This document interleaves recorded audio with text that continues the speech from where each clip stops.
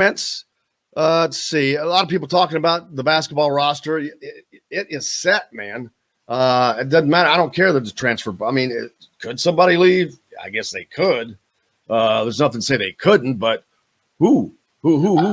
I was talking about that the other day, and I think that the most likely, I mean, if there's going, like, it doesn't seem like anyone's going to leave. It seems like it's pretty set at this point. But if someone's going to leave, the most likely to me would be Race Thompson, just because it's kind of unclear where he fits with this roster the way it's set up now. He's probably going to play significantly fewer minutes next year than he did this year.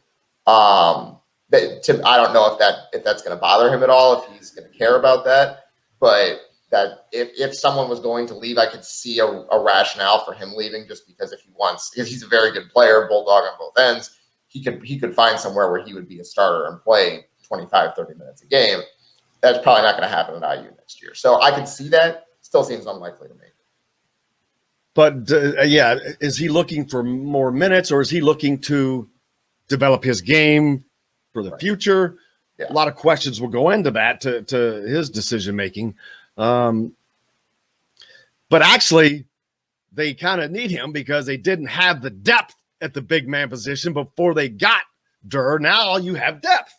Right. And so now you've got a pretty complete team as far as the positions being filled that you need filled. How well they get filled, how well that develops, how well they gel together and all that will be determined later. But you've got the pieces in place to do what you need to do. Of course, the fans are going to – Forrest says, I think IU basketball has one of the most complete rosters in the Big Ten. Whether that will translate to wins remains to be seen. Guess we'll find out beginning November. Well, that's about as well as you can say it. I don't know. I haven't looked at everyone else's rosters yet because they're probably not completed. And I'm not going to waste my time in May looking at people's rosters until well after July.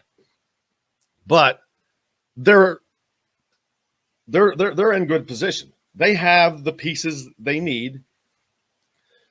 All of them are not experienced as you'd like them to be in that certain position. But what does this do for Trayce Jackson-Davis, Dylan? You bring in Durr, who I'm going to imagine is going to be pretty damn active underneath, which will take up some room. Will take up some of Trayce Jackson-Davis's room, because that's the only place he's been active, which is good.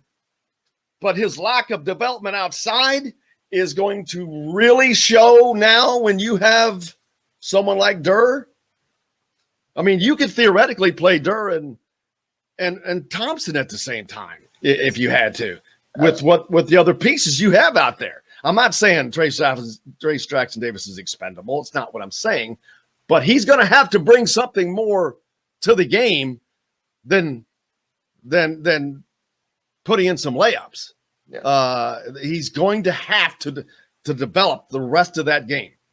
And I mean, bringing in Durr allows Mike Woodson to keep his promise to Trayce Jackson-Davis. He promised him when Davis said he would come back, he promised him that he would get him more looks on the perimeter at the high post. And they're going to be able to play some high post, low post with Trayce Jackson-Davis and Michael Durr on the floor at the same time. That's a big lineup you have out there. So you're right. Jackson-Davis is going to have to play on the perimeter a little bit more. He's going to have to shoot jumpers. He's going to have to go to his right hand. And those are things that Mike Woodson said he wanted him to do. And once Joey Brunk transferred, it was kind of unclear what they were going to do at center. It seemed like their best option was putting Trayce Jackson-Davis right back at center, which is where he was this year. And he was out of position. As good as he was an All-American. He was out of position. He was not comfortable playing there. And he said that repeatedly. So now you bring in Durr, you have that depth at center. You give Trayce Jackson-Davis a chance to play power forward where he's played his entire career, where he feels comfortable, and where he can develop his game to the next level. And that's exactly what you want if you're IU. You want him out on the perimeter, shooting 15-footers, and expanding his game that way. And then once teams kind of have to come out on him and defend those 15-footers, then you get him going to the hoop, because he's more athletic than just about anyone he's going to face at that position.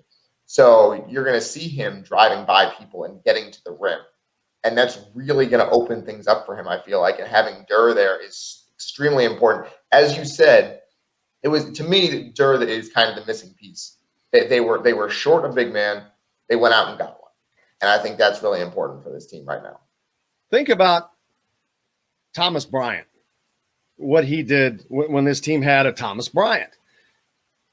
Even if he's not doing, he's still an imposing figure just being in there.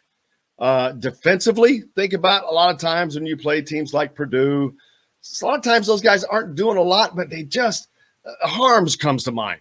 He didn't do a lot. He just seemed to be in the way a lot. But sometimes just being in the way can be problematic. Or you can put your arm on someone's shoulder and push them down and tip in a ball at the last second for a win. But all that little stuff never leaves my mind.